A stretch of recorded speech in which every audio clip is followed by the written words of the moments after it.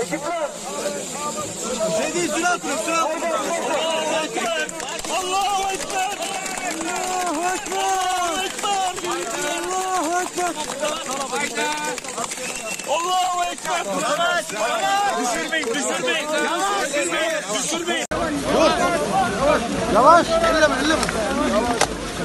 Elme ya, oynatıyorsunuz beyler! Arkadaşlar koridoru genişlet. Bekle açın. Açın koridoru genişlet. Allah'ım sana selam olsun.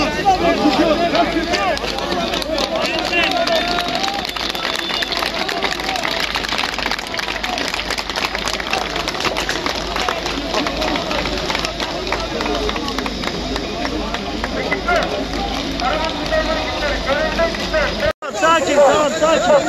Tamam.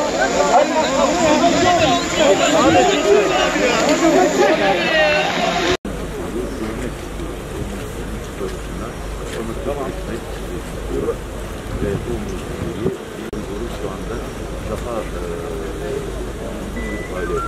öne geldiğiniz zaman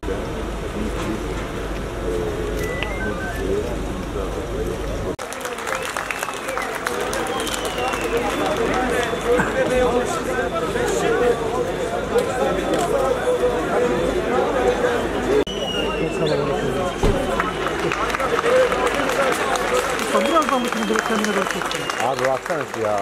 Ziraatın oradaki var ya. Abi ya.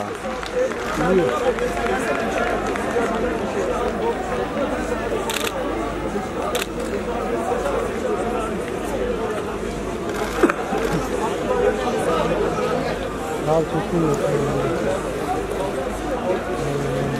öne doğru gidiyoruz bak. Ben buradayım sana.